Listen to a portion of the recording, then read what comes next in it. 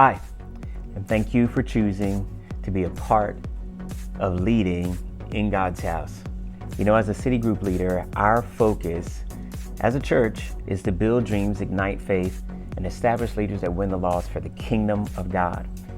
And a win for us as city group leaders is seeing people in our groups take one clear next step in their walk with Christ. And so this training video is providing a resource for you to learn how to maximize our Planning Center app so that you can communicate with your group and that people in our community can choose to grow more and more in their walk with Jesus. Lean in level 10 because this group is about to take off. Hi, my name is Jessica and I'm on the training team here at Planning Center. And today we're going to talk all about Planning Center groups. I'm going to show you how a member can access their groups, how an administrator can set up their groups, and how a group leader can manage their groups. But before we jump into all of that, I want to show you this handy dandy little question mark at the top right of every one of our products. On this question mark, what will pop up is these suggested articles, and they will show depending on the page that you're on. You can ask a question or browse our helpful documentation, or you can contact Planning Center support. They get back to you pretty quickly. Today, their average reply time at this moment is 62 minutes. So by the end of this training, they'll be able to answer any questions that you have if you email them right now. You can open a ticket to be able to email them.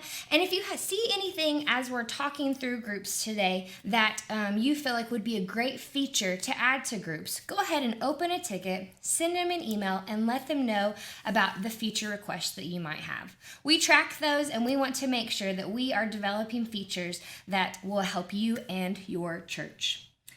This training, at the end of it, will be available on our YouTube channel and at planning.center/university. So you can watch it later, or you can send it to a teammate as well. So let's jump into groups. Groups is an app that is all about, well, your groups in your church. It's for Sunday school classes, for life groups, for small groups, anything that you use as a group that you want to track. You can use groups for lots of different things, so let's show you some of those things that you can use it for. There are two sides of Planning Center groups. The admin side, which you can see here, and the public side, which we call Church Center. From the admin side, administrators and leaders can set up and manage their groups. And then on the Church Center side, people can find groups and members can interact with their groups.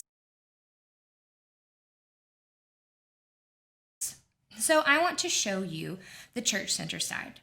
From this admin page, we'll go to the public group list, and you can use this share button to be able to copy this link to put it on your website, or to just send it directly to people and they'll go to your public groups list. For now, I'm going to click visit so we can see what this page looks like. So this is Church Center. Obviously, it has our church logo on it. You can see all of our group types that are here. And Church Center isn't just available on the web. We also have it as an app that you can download for Android or iOS. The only difference between the app and the website is that there is a map. So whenever I go to the small groups, I can click Show Map. And I can see where all of these small groups are listed or are taking place. And I can see which one is like closest to my house so that I can attend that one. Now that's the only difference between the website and the app. So I want to show you what it looks like on the app. Most people are typically going to be joining a group from their phones. So let me show you what that looks like. Now from here you can see that my groups are the Johnson group and the Matusin group, but you can see that there are also other groups as well. And I want to find a small group. Now I could just scroll through all of these groups trying to find the small group that I want to join, or I could search with the name of the group that I know, or I can use these filters to make sure that I find a group that fits me. Now I am married, so I'll choose that for stage of life. I don't really care what day of the week it is that the group is. I don't need childcare, And I'm not really particular on the neighborhood. I don't mind driving. So done, and then I can see these groups that are filtered because of the filters I put in place. Now this was on Wednesdays, I can see. This one's on Mondays, and this one's on Sundays. And I know the Swinnies, so I'm gonna click that one. Now, Sunday at 4 p.m. is what time that they meet according to their upcoming events. So that works out for me and my family. And it looks like Callie is the leader. So I know her really well, and I would love to be in their group. So I'm going to ask to join. I would love to be in your group.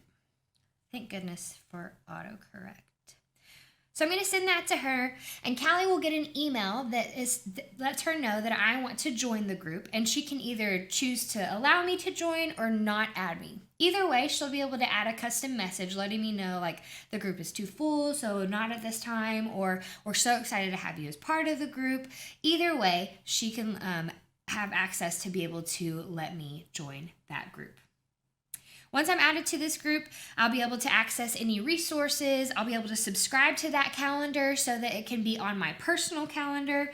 And then I'll just be able to see all the other settings that are on there, potentially members and their information as well. So let's see what it looks like to be a group leader. Now I'm logged in as James here, and I can see the groups that he's in. I'm going to go to his communication tab, and I want to show you what that email looked like. Well, we'll show you a different email. You are now a leader. So this is what that email would look like. So it just says, and if it was in his email client, he would be able to open this email address and click this Go to Adult Sunday School, and it would bring him to the groups page to where he could log in and be able to add information to his group. But I'm already logged in as him, so I can just go straight up to my groups page. From here, I can see all the groups that James is a part of. He is the leader of these two groups, and I can tell that because his name and his picture are hovering over these, but he is not a leader of this group. He's just a member. He can still see that and make access information on there, but he can't make any changes to that group because he's just a member. So I also wanted to point out, can you see that these are all different colors? Again, that comes down to the group default theme color. And again, it only happens on the administrator side. So let me show you what it looks like to finish adding the settings to this junior high Sunday school group. Now I want to go straight to the settings. And again, as we said earlier, all of those group defaults have come over. Anything that administrators have added is still in the settings. And I want to upload an image. Let's do some junior high boys hanging out. So that will be the image that is shown on the Church Center side. And again, the location, all of that stuff is set up for us. And then the next thing that I want to make sure is on here is this leader display. Now, as the leader, I can kind of decide if I want my name to show up on the Church Center side or not. The administrator can also, they could set that setting, but I think it's good to have that in the leader's hands. So from there, from this setting, I can check that box and James's name will show up on the group, just like Callie's name showed up on the group. If I leave this box unchecked, then no one, you can't see who the leader is, which is fine. Either way, however you want to have your groups set up. But I want junior hires to know that James is the one leading this group, and so they should come because he's cool. And so I'm going to list the leader's name. Now the next thing, those are the only two settings that really the group leader needs to add. At that point, they can see, I've chosen the image that I want to add. I want my name to display publicly. And the next thing they want to do is create an event. Now from here, we'll click Create New Event, Junior High Sunday School. And we are meeting this Sunday from 9 a.m. to 10 a.m. And this event will repeat weekly until the end of May. Again, the location is pulled over from those settings, so I don't have to set it every time. You see these reminder emails that you can set up if you want. And here is that event. So I'm going to create that. And you can see it on the events page. The next thing I want to do is add a resource. Now, there are different types of resources that you can add to groups, and you can add them to full group types as well. I want to add the Sunday school curriculum so that students can access it on their phones or from any other place. They don't just have to keep up with that paper copy. So, Sunday school curriculum. And I want it to be accessible to members. All right, so I've got that added. All of my members from the junior high Sunday school group can access those. And now this group is ready for people to join it. They can access it from the public group page. I can send this link to some of the people that I know that would want to join the group, and they can go there and just click to join it. So this group is good to go. Now I want to show you what it looks like for an established group. So this Hill Small Group is another group that James is a leader of, so I'm going to go to it. Now it looks like somebody has requested to be added to this group because, again, this group is a request to join group, which means I have to approve or add or don't add their membership. So I'm going to click add. And he said, I'd love to join your group. And I can choose to add the group as a member, add them as a leader, or don't add it to the group. And in any case, I can send an email to William, send a customized message about how we're excited, what they need for the first meeting, anything like that you can add there. I'm going to choose not to send an email at this time. He's been added. Now, you can see all of the members here. You can see some of their information, their email address, their phone number if you need to get in contact with them. But I want to show you the event page. Now, this group has been meeting for quite a long time, and you can see that their events are on Mondays, and you can see that we have been asking them to RSVP.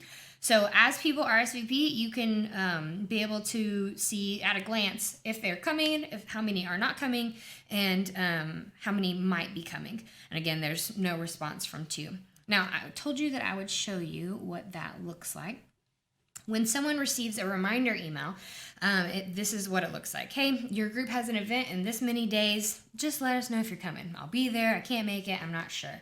Again, if they open this in their email client, they'll be able just to tap or click one of those different things, different buttons, and they'll be able to let their group leader know if they're going to be there. So that's what a reminder email looks like.